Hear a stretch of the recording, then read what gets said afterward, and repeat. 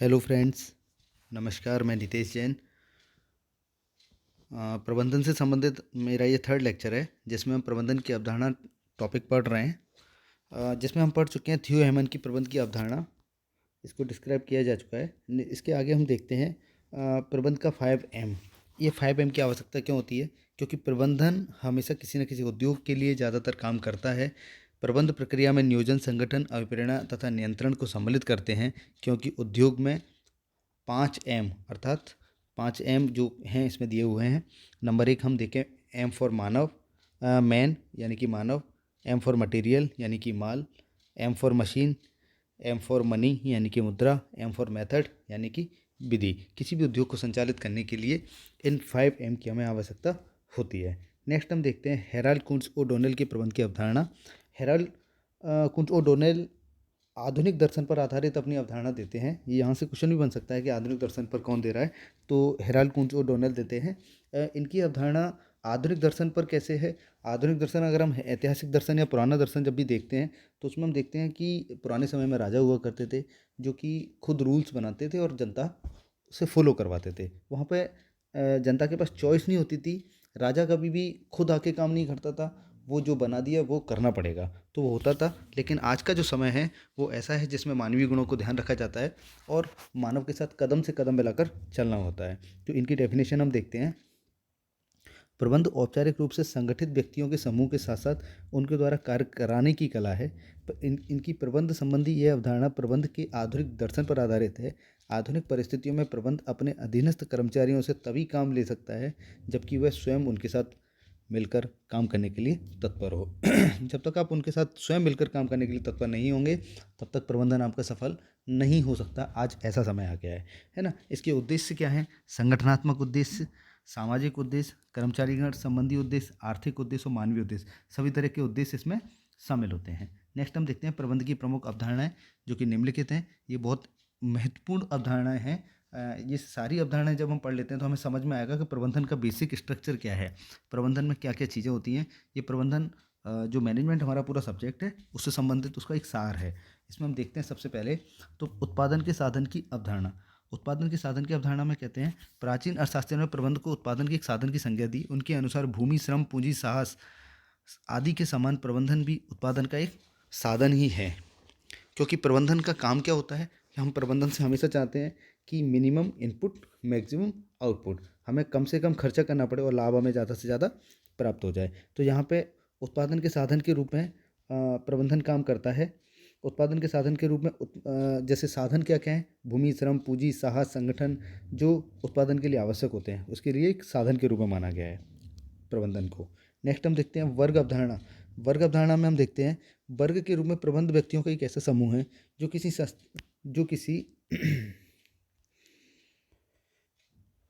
जो किसी संस्था के प्रबंध का कार्य करता है। इस प्रकार प्रबंध का अर्थ प्रबंध करने वाले व्यक्तियों से है जिन्हें प्रबंधक कहा जाता है। प्रबंधकों में उच्च स्तरीय प्रबंधकों से लेकर निम्न स्तर प्रबंधक स्तर का पर्यवेक्षीय दायित्व निर्वाह करने वाले पर्यवेक्षकों, निरीक्षकों आदि को भी सम्मिलित किया जाता है। यानी कि यहाँ पे क्लास में बांटा गया है, कैटेगरी में बांटा गया है कि एक उच्च स्तर का होगा, एक मध्य स्तर का होगा, एक निम्न स्तर का होगा। किस कैटेगरी में कौन बिलोंग करता है इसके बारे में इसमें वर्ग अवधारणा में बताया गया है। नेक्स्ट हम देखते हैं अधिकार सत्ता अवधारणा।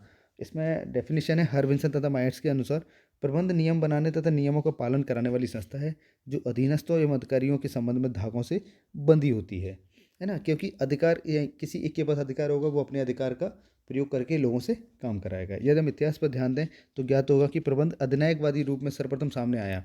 अधिनायकवादी मतलब यही मैं जो बता रहा था कि राजाओं का शासन होता था, उन्होंने जो नियम बना दिया उसी पर काम करना है। तो अधिनायकवादी रूप में सर्वप्रथम सामने आया और तत्पश्चात ही क्रमशः मानवतावादी, संवैधानिक तथा वर्तमान में प्रजातांत्रिक एवं सहभागी के रूप में विकसित हुआ है। आधुनिक जो प्रबंधन है वो सहभागिता का काम करता है, आप उसमें साथ में जुड़कर काम करते हैं। नेक्स्ट हम देखते हैं वैज्ञानिक अवधारणा। कुछ विद्वानों के अनुसार वैज्ञानिक अवधारणा आधुनिक प्रबंध की आधारशिला है। प्रबंध की वैज्ञानिक अवधारणा के अनुसार प्रबंध एक ऐसा विज्ञान है जो नियोजन, संगठन, समन्वय, संचालन, अभिप्रेरण तथा नियंत्रण से संबंधित सिद्धांतों का वैज्ञानिक विश्लेषण प्रस्तुत करता है। वैज्ञानिक प्रबंध अवधारणा की एक आधारभूत मान्यता है प्रत्येक कार्य को करने की एक सर्वोत्तम विधि है। क्योंकि वैज्ञानिक विधि क्या होती है? जिसकी सर्वोत्तम सबसे अच्छी विधि होगी वो वैज्ञानिक विधि के अंतर्गत है। इस अवधारणा का जन्मदाता टेलर के शब्दों में प्रबंध यह जानने की कला है कि आप क्या करना चाहते हैं, तत्पश्चात यह देखना कि आप सर्वोत्तम एवं मितव्ययतापूर्वक करते हैं, मतलब सबसे अच्छा और सबसे कम खर्चे में उस काम को कराना, इसकी एक कला है, इसलिए इसको वैज्ञानिक अवधारणा के रूप में भी जाना जाता है। नेक्स्ट हम देखते हैं कार्यात्मक अवधारणा। प्रबंध की कार्यात्मक अवधारणा इसे एक प्रक्रिया के रूप में मानती है। इस अवधारणा को मानने वालों में Henri Fayol, Peter F Drucker, Theo Haimann, George R Terry, Koontz O'Donnell, Millward Brech, McFarland आदि प्रमुख हैं। जी मिलवर्ड के अनुसार प्रबंध एक प्रक्रिया है जिसके माध्यम से नीतियों का क्रियान्वयन, नियोजन, परीक्षण किया जाता है। ये क्या कहते हैं मिलवर्ड कि प्रबंध एक प्रक्रिया है, ये केवल एक प्रोसेस है जिसके माध्यम से हम क्या क्या करते हैं, जो भी पॉलिसी जो उच्च स्तर के व्यक्तियों ने बनाई है उसको क्रियान्वयन कराना, उसकी प्लानिंग करना, उसका परीक्षण करना, उसकी जांच करना समय समय पर। यह देखा जाए तो आधुनिक प्रबंध अवधारणा का व्यावहारिक रूप प्रबंध की कार्यात्मक अवधारणा ही है। इसको कार्य कैसे कराया जाना है, ये अवधारणा ही उसकी कार्यात्मक अवधारणा है। नेक्स्ट आते हैं विधा अवधारणा। डिसिप्लिन यानी कि विधा अथवा विषय अथवा ज्ञान की शाखा अवधारणा के रूप में प्रबंध एक व्यवस्थित ज्ञान है जिसका शिक्षण प्रशिक्षण किया जा सकता है। आजकल प्रबंधन के लिए जैसे एमबीए कर रहे हैं लोग, एमबीए अलग अलग स्ट्रीम्स में करते हैं, जैसे कि एचआर में, मार्केटिंग में, तो ये अलग अलग इसको सीखा जा रहा है, विधा के रूप में सीखा जा रहा है। इस अर्थ में प्रबंध भी प्राकृतिक एवं भौतिक विधाओं के समान एक विधा है। नेक्स्ट देखते हैं नेतृत्व अवधारणा। प्रबंध की इस अवधारणा का आशय ऐसी विचार शक्ति से है जो संगठन के निर्धारित लक्ष्यों की प्राप्ति हेतु नेतृत्व द्वारा संपूर्ण संगठन में प्रयुक्त की जाती है। कुशल नेतृत्व द्वारा ही उत्पादन एवं उत्पादकता दोनों में वृद्धि की जा सकती है। यानी कि आजकल प्रबंधन में जो उस प्रबंध को चला रहा है, यानी कि जो प्रबंधक है उसको नेतृत्व शक्ति के रूप में देखा जाता है कि जितनी अच्छी उसकी लीडरशिप होगी, जितनी अच्छी उसकी नेतृत्व शक्ति होगी, उतना अच्छा वो प्रबंधन चला सकेगा। नेतृत्व क्या होता है, अब यहाँ पे हम चीज़ समझते हैं कि नेतृत्व प्रबंधक में क्या अंतर हो सकता है। प्रबंधक का काम होता है जो उच्च स्तर से पॉलिसियाँ हैं उसको लागू करवाना, उसके माध्यम से लोगों को काम करवाना। लेकिन नेतृत्व में क्या फ़र्क आता है, नेतृत्व का मतलब होता है कि आपको पॉलिसी को तो लागू करवाना है, लेकिन इस तरह से लागू करवाना है कि लोगों को उससे कोई परेशानी भी ना हो। अगर उनकी कोई परेशानियाँ आपके सामने आती हैं तो उनकी परेशानियों को दूर भी किया जा सके और आप उनकी परेशानियों को समझ भी सकें। जैसे हम इसमें आगे देखते हैं नेतृत्व अवधारणा। नेतृत्व अपने में एक चैप्टर भी है, उसमें और भी ज़्यादा हम डिटेल से इसको पढ़ेंगे। नेक्स्ट हम देखते हैं निर्णय अवधारणा। इस अवधारणा के अनुसार प्रबंध एक निर्णय प्रक्रिया है क्योंकि प्रबंधकों का अधिकांश समय निर्णय लेने में ही व्यतीत होता है। निर्णयों की गुणवत्ता पर ही लक्ष्यों की प्राप्ति संभव होती है। श्रेष्ठ निर्णय हेतु आवश्यक है कि प्रबंधन न केवल उपलब्ध तथ्यों, सूचना व विद्यमान परिस्थितियों को ध्यान में रखे, बल्कि उन निर्णयों के भविष्य में पड़ने वाले प्रभावों को भी पर्याप्त महत्व दे। क्योंकि जो प्रबंधन होता है वो निर्णय यानी कि डिसीजन पर ही डिपेंड करता है। आपने जो डिसीजन लिया, आपने जो प्लानिंग की, वो भविष्य में उसका क्या परिणाम होगा ये आपको पहले से दूरदृष्टि रखते हुए सोचना पड़ेगा, समझना पड़ेगा, है ना। तो इन चीज़ों पर भी ध्यान इसमें प्रबंधन में दिया जाता है। नेक्स्ट हम देखते हैं सार्वभौमिकता की अवधारणा। प्रबंध की सार्वभौमिकता की अवधारणा हेनरी फेयोल की देन है। ये हेनरी फेयोल मानते हैं कि प्रबंध सार्वभौमिक है, ये हर जगह पाया जाता है, चाहे धार्मिक संस्था हो, चाहे सामाजिक संस्था हो, चाहे राजनीतिक संस्था हो, चाहे औद्योगिक हो, चाहे व्यावसायिक हो, सब जगह प्रबंधन व्याप्त है। लॉरेंस एप्ले के अनुसार जो प्रबंध कर सकता है वह किसी का भी प्रबंध कर सकता है। जिसके अंदर मैनेजमेंट के गुण आ गए हैं, जिसके अंदर नेतृत्व शक्ति आ गई है, वो किसी का भी नेतृत्व कर सकता है, किसी का भी प्रबंध कर सकता है, ऐसा लॉरेंस एप्ले मानते हैं। थियो हेमन के अनुसार जो प्रबंध के सिद्धांत विश्वव्यापक हैं, वे किसी प्रकार के उपक्रम में जहाँ पर मनुष्य के समन्वित प्रयास होते हैं लागू किए जा सकते हैं। नेक्स्ट हम देखते हैं पेशेवर अवधारणा। पेशेवर अवधारणा से समझ में आता है कि प्रबंध एक पेशा के रूप में है। लोग आजकल मैनेजमेंट की डिग्रियां कर रहे हैं, प्रबंधन सीख रहे हैं, फिर उसको एक पेशा के रूप में, एक बिजनेस के रूप में स्थापित करके काम करते हैं और उसमें कैरियर बना रहे हैं। नेक्स्ट हम देखते हैं संयोगिक अथवा परिस्थितिजन्य। संयोगिक अथवा परिस्थितिजन्य का मतलब क्या होता है, जैसे मैंने कोई प्लानिंग कर ली और मैंने प्लानिंग करने के बाद उस प्रबंधन को अप्लाई किया, लेकिन अगर परिस्थिति एकदम से अचानक उसके विपरीत आ गई, जैसे कि हम बीमा पॉलिसी लेते हैं। बीमा पॉलिसी का मतलब क्या होता है कि हम पहले से ऐसी प्लानिंग करके रखते हैं कि बाई चांस अगर कोई परिस्थिति आती है तो ये बीमा हमें उसमें हेल्प करेगा। तो इसी तरह का परिस्थितिजन्य अगर कोई परिस्थिति यहाँ पे ऐसी बन जाती है और प्रबंधन में हमें संशोधन की आवश्यकता होती है तो उनको संशोधित आसानी से किया जाए। इसीलिए बोला जाता है कि प्रबंधन में लचीलापन हमेशा होना चाहिए, तभी वो सफल हो सकता है। नेक्स्ट हम देखते हैं सामूहिक प्रयास अवधारणा।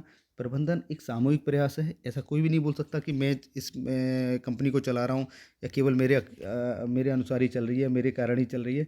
नहीं, अब कोई भी कंपनी या कोई भी प्रबंधन हमेशा सामूहिक ही होता है, सब लोग मिलकर उसमें कार्य करते हैं। नेक्स्ट हम देखते हैं प्रणाली अवधारणा। आधुनिक प्रबंध विशेषज्ञ प्रबंध को एक प्रणाली के रूप में मानते हैं। उनके अनुसार विभिन्न प्रकार के औद्योगिक एवं व्यावसायिक जटिलताओं पर विजय पाने के लिए प्रबंध की प्रणाली अवधारणा मुख्य आधार है। यानी कि इसका एक प्रोसेस है, एक सिस्टम है, उसके आधार पर ही काम करता है। नेक्स्ट आते हैं मानवीय संबंध अवधारणा। प्रबंध में, जैसे कि मैं आगे भी बता रहा था, कि मानवीय संबंधों का बड़ा ध्यान रखा जाना जरूरी है, क्योंकि अगर मानवीय संबंधों का ध्यान नहीं रखा जाता तो एक दिन विद्रोह हो जाएगा, सब लोग इकट्ठे होकर आपके खिलाफ विद्रोह कर देंगे। यानी कि यहाँ पे लोगों की समस्याओं को सुना जाएगा। आधुनिक प्रबंधन तभी सफल है जब लोगों की समस्याओं को सुना जा रहा हो, उनको समझा जा रहा हो और उनके आत्मसम्मान में वृद्धि की जा रही हो, ताकि वातावरण सुरक्षित साफ रहेगा, वातावरण शुद्ध रहेगा, तो लोग आपके सहयोग के साथ आपके साथ काम करेंगे और ज़्यादा से ज़्यादा अच्छा काम करेंगे और ज़्यादा से ज़्यादा आउटपुट प्राप्त होगा। नेक्स्ट हम देखते हैं व्यवहारवादी अवधारणा। व्यवहारवादी अवधारणा प्रबंधन की यह नवीन अवधारणा व्यक्ति के व्यक्तिगत एवं सामूहिक व्यवहार के संबंध में अंतर्दृष्टि विकसित करने की प्रेरणा देती है। इस अवधारणा का संबंध मनोविज्ञान, समाजशास्त्र तथा मानव शास्त्र के समूह से है। व्यवहारवादी अवधारणा का उद्देश्य साक्ष्य पर आधारित मानवीय व्यवहार को समझना, स्पष्ट करना तथा पूर्वानुमान करना, नियंत्रित करना है। व्यवहारवादी अवधारणा, इन पर जैसे देखा जाए, मैंने इसमें टॉपिक्स के नाम लिखे हैं, मनोवैज्ञानिक, समाजशास्त्र तथा मानव शास्त्र। ये क्यों पढ़े जा रहे हैं? ये इसलिए पढ़े जा रहे हैं ताकि लोगों के व्यवहार को समझा जा सके, मानव के व्यवहार को समझा जा सके, मानव क्या सोचता है, क्या करना चाहता है, इन सबको समझ के उस पर अप्लाई कराया जा सके। इसलिए व्यवहारवादी अवधारणा के रूप में भी प्रबंधन का बहुत बड़ा महत्व है। नेक्स्ट हम देखते हैं प्रबंधन के क्षेत्र। तो प्रबंधन के क्षेत्र के रूप में मानव संसाधन, उत्पादन, कार्यालय प्रबंधन, वित्तीय और विपणन। जैसे मानव संसाधन यानी कि ह्यूमन रिसोर्स, मतलब उसका एक संगठन बनाने के लिए ह्यूमन रिसोर्स की आवश्यकता होगी, फिर उससे उत्पादन कराया जाएगा, उसको फिर प्रबंधन किया जाएगा, उसमें कुछ फाइनेंस इनपुट होगा एंड आउटपुट होगा, और विपणन यानी कि व्यापार होगा। प्रबंधन की कुछ विशेषताएं हैं, ये हम यहाँ पे देखते हैं। जैसे उद्देश्यपूर्ण प्रक्रिया। प्रबंधन जो होता है वो किसी उद्देश्य को लेकर किया जाता है। जैसे अगर मैंने कोई संगठन बनाया, कोई उद्योग लगाया, तो मेरा उद्देश्य होगा कि इस उद्योग को कहाँ तक ले जाना है, मुझे क्या अचीव करना है, तो उद्देश्यपूर्ण प्रक्रिया है। नंबर 2, सर्वव्यापी। ये सर्वव्यापी है, किसी भी तरह के संगठन होगा, चाहे सामाजिक हो, आर्थिक हो, राजनीतिक हो, हर संगठन में प्रबंधन पाया जाता है, इसलिए इसको सर्वव्यापी भी माना जाता है। बहुआयामी गतिविधि। बहुआयामी का मतलब इसके बहुत आयाम हो सकते हैं, जैसे कार्य व्यक्तियों तथा परिचालनों के प्रबंध से संबंधित होती है ना। अलग अलग व्यक्ति और उसके जो कार्यशैली होती है उससे प्रबंध हमेशा संबंधित होता है, इसलिए बहुत तरह के आयाम हो सकते हैं इसके। नेक्स्ट है निरंतर चलने वाली प्रक्रिया। बिल्कुल, प्रबंधन जब तक नहीं रुकता, कभी रुकता ही नहीं है। पहली बात तो प्रबंधन जब तक नहीं रुकता जब तक कि हम उस लक्ष्य को प्राप्त ना कर लें, यानी कि तब तक ये निरंतर चलता रहता है। नेक्स्ट, व्यक्तिगत उद्देश्य। ये उद्देश्य संगठन के कर्मचारियों से संबंधित होते हैं। प्रबंधक को कर्मचारियों की भिन्न भिन्न आवश्यकताओं को पूर्ण करना पड़ता है, जैसे उचित पारिश्रमिक, सामाजिक आवश्यकताएं, व्यक्तिगत वृद्धि एवं विकास संबंधी आवश्यकताएं। प्रबंधक को व्यक्तिगत एवं संगठनात्मक उद्देश्यों में समन्वय रखना चाहिए। ये व्यक्तिगत उद्देश्यों की प्राप्ति के लिए भी कार्य करता है। अब प्रबंधन की प्रकृति। प्रबंधन की प्रकृति के संबंध में हम यहाँ पर पढ़ते हैं, लेकिन मैं चाहता हूँ कि इसको नेक्स्ट वीडियो में पढ़ें। अभी आप यहाँ तक एक बार इस वीडियो को समझें और सुनें। अगर आपको यहाँ तक वीडियो में कोई डाउट या कोई समस्या आती है तो कमेंट सेक्शन में जाके हमें कमेंट कर सकते हैं। आशा करता हूँ आपको ये वीडियो समझ में आ रहा होगा। इसी आशा के साथ मैं इस वीडियो को यहाँ पर समाप्त करता हूँ। आगे नेक्स्ट टॉपिक में मैं प्रबंध की प्रकृति समझाऊँगा। Thank you.